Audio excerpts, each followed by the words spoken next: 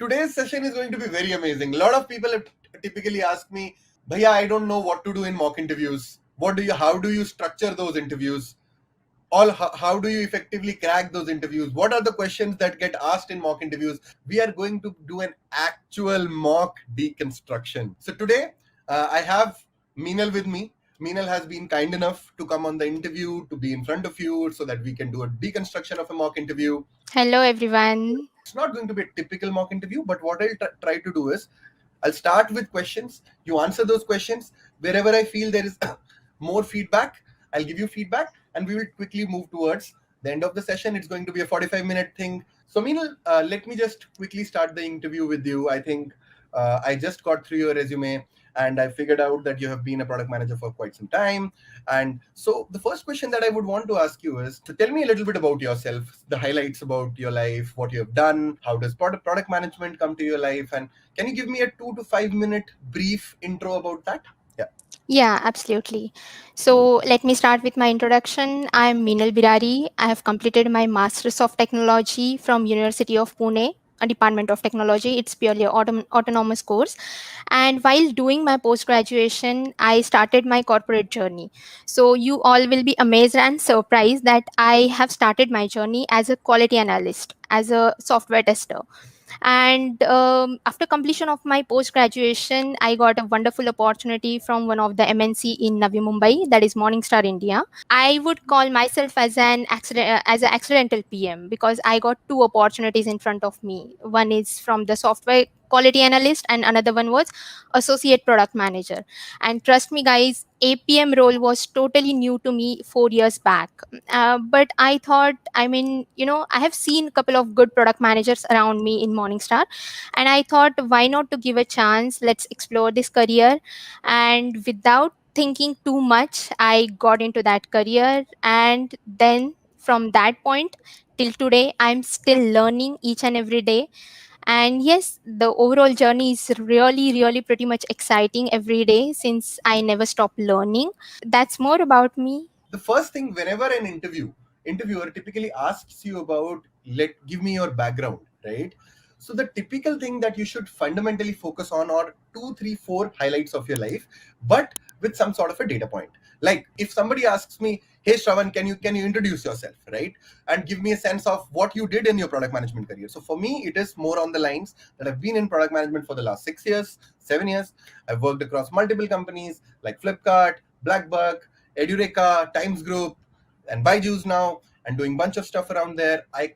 But the interesting part is about the highlights that you have to talk about. Like the first highlight that I will speak about in my career is that I'm leading the largest live class product in the country while leading the portfolio for Byju's. Like we do somewhere around 100,000 classes a day at that level. So it gives the interviewer a semblance of some of your achievements where you have worked across, or you can also talk about, okay, I led a business from 50 crores to 150 crores, right? Something like that. Or I created a feature which was specifically on the lines which helped us improve user acquisition from 10% to probably 50% or 20% for that matter.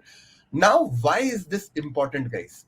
This is fundamentally important because the interviewer wants to understand the core highlights of your life and where those highlights add value to his career, like his company. Like, okay, if he has done user acquisition well, then logically he's a very good growth PM.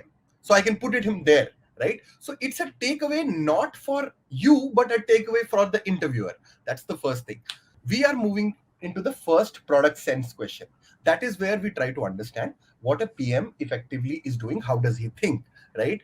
So, Meenal, so thank you very much for the introduction. What I would ideally want you to do is, I see that you have been a product manager for like the last 4 years, and I see that you have some sense of how products are built.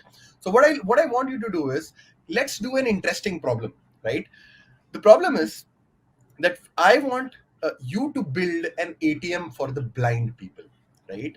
This is going to be, and it's going to be very random. It doesn't have to be something from your career. I'm talking about, just think of it from a very first principle basis, and let's try to deconstruct this problem into reaching towards how do you build the solution, how do you measure the success of the solution, and all of those things together. So over to you, Meenal. Yeah. So before we start, I have a couple of questions. Are we going to have a new product altogether? Since you have mentioned ATM for blinds, so is it going to be the existing product, or are we going to create a new product altogether? You can modify the existing ATMs. You can think of it as a new product, whatever suits you. So guys, first thing Okay. which Meenal did, ask assumptions. Very important. Good. Yep. Well, there are a couple of things that I could think about before starting deconstruction. First will be what is the goal that I'm going to achieve, and who will be the user personas that I'm targeting. Third thing that I could think about is geographical region. For Got it. which geography that I'm targeting at the moment? Is it for Got it. India or is it for the foreign country? What all pain points that currently the blind or visually impaired people they are facing at the moment? Got it. Along with that, I could think about the features that I could introduce, possible use cases that can I can bring it to in front of you. What will be the metrics? Based on that I can track the success of this particular product. Awesome, awesome. Meenal has very, very beautifully kind of put across what are the things. So she told the interviewer that I look at the goals, I look at the user persona as the second thing, I'll then look at the geographical region, if possible, if she wants to look at that. Then, post that, she comes to the pain points. Post the pain points, she comes to solutions, then she prioritizes those solutions, and then eventually comes to the metrics, right? So awesome, Meenal. Let's go. Okay, so let me start with the goal. So the basic goal over here that onboarding the visually impaired people or specially able people that I can say in a better way.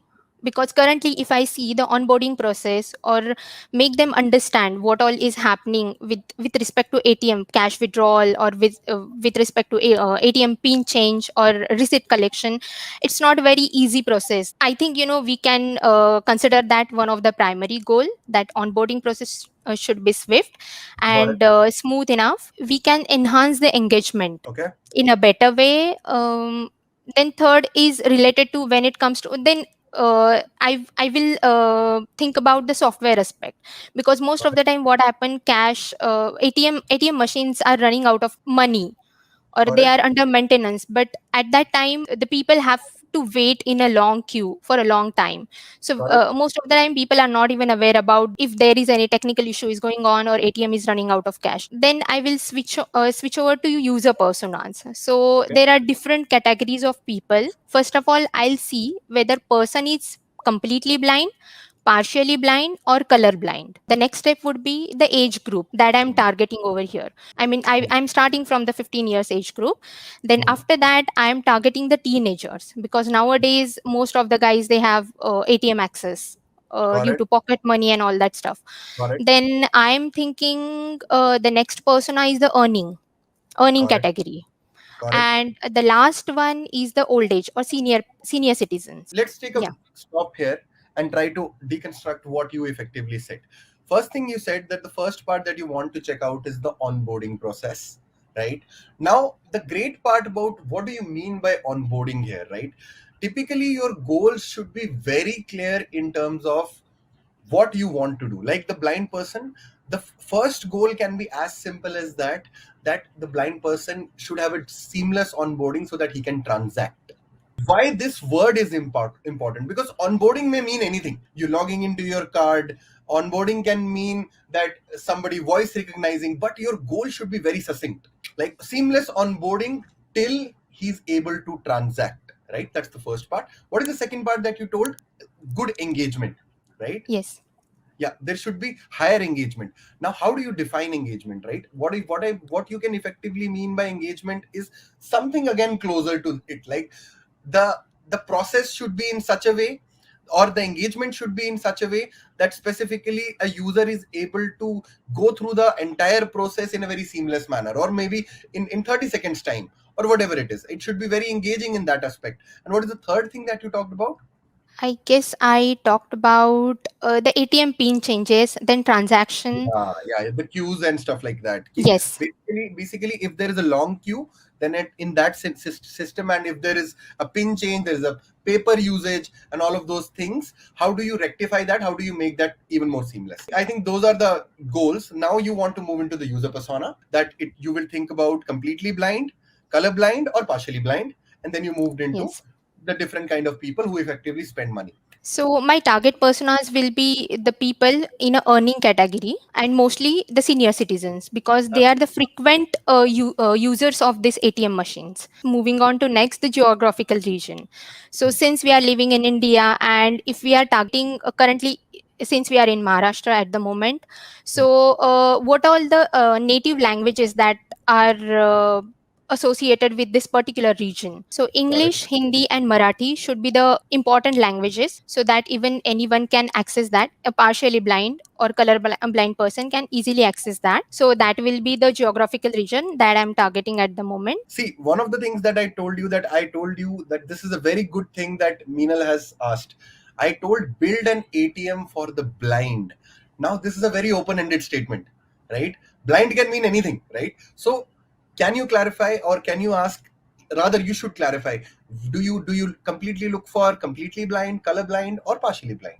Well, my focus will be on three personas at this time because if I'm considering the completely blind people, then in that case, I'm going to give a voice assistant, Correct. headphones and all sort of accessories then Correct. that even a completely blind person can it will be useful that for that personas.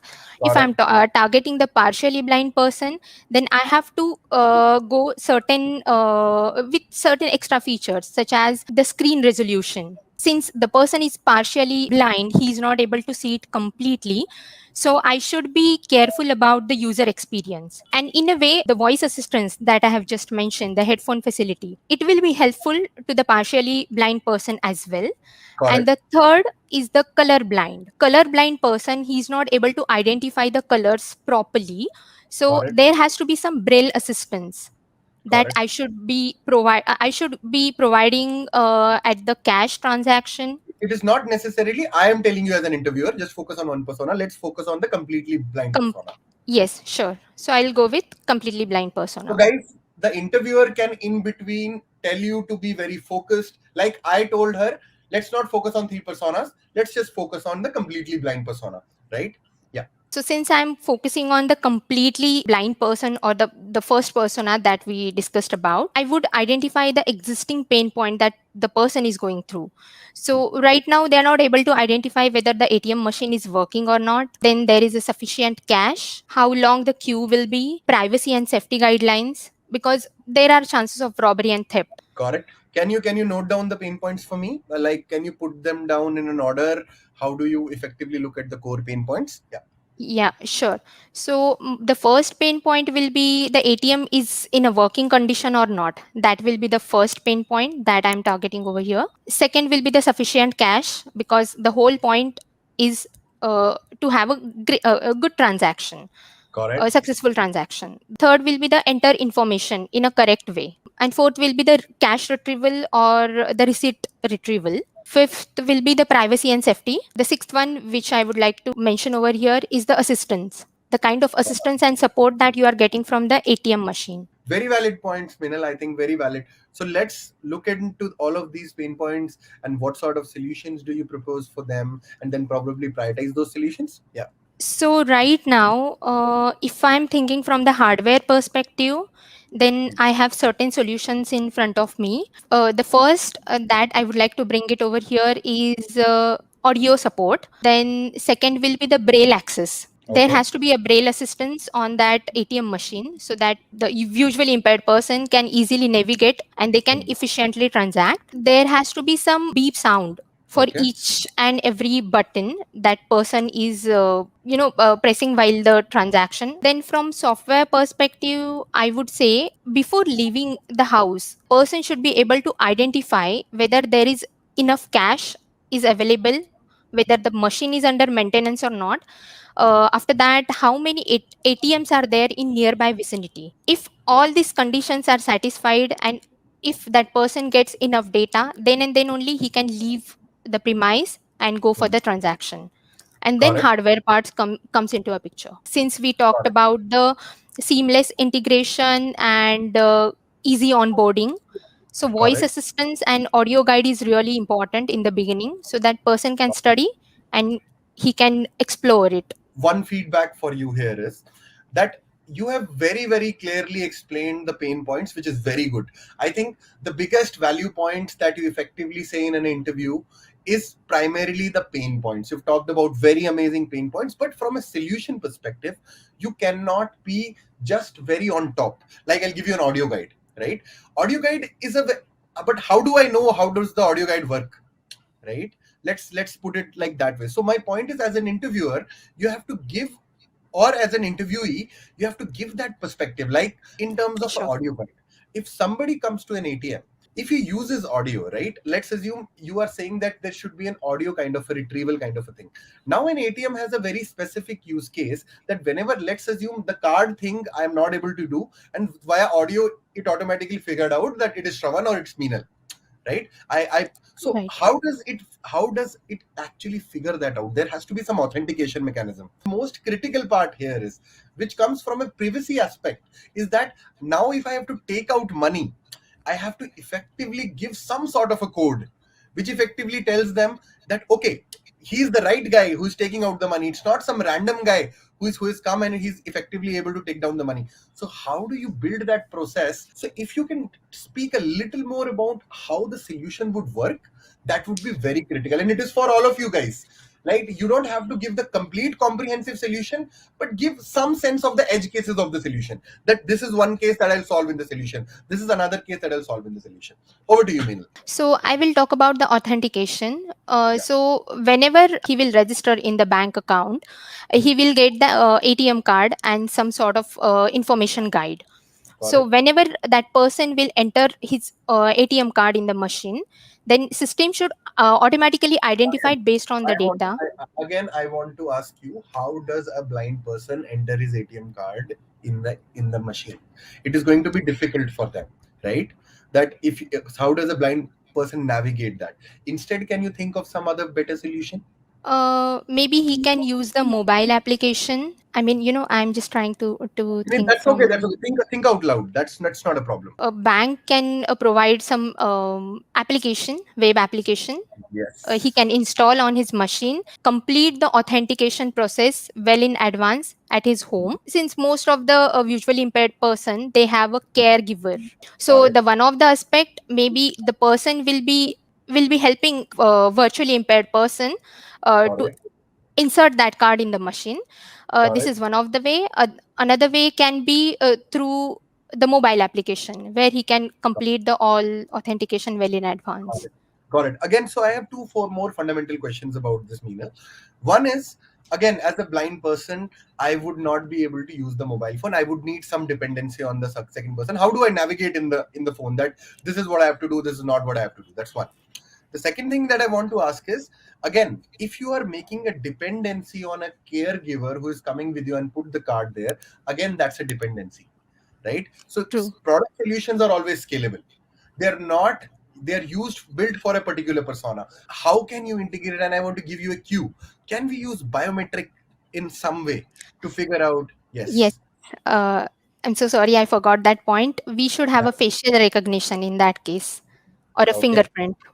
That, Okay. I mean, these are the two things. Maybe we can authenticate person in a better way, and in a real time basis. I mean, facial recognition is one of the aspect that I can put it over here. Awesome. Awesome. Awesome. So that comes for the first point, that you came into. So the user journeys, you came into the ATM, you stood there, through voice you figured out, and you then effectively have a thumbprint or a biometric kind of a sensor which figures out, and you, through voice, you effectively tell that, okay, I want to take out 5,000 bucks, and it effectively gives you 5,000 bucks outside. It has already validated. Now the second question comes: what if there are other people around and it's a blind man and somebody picks it across that money?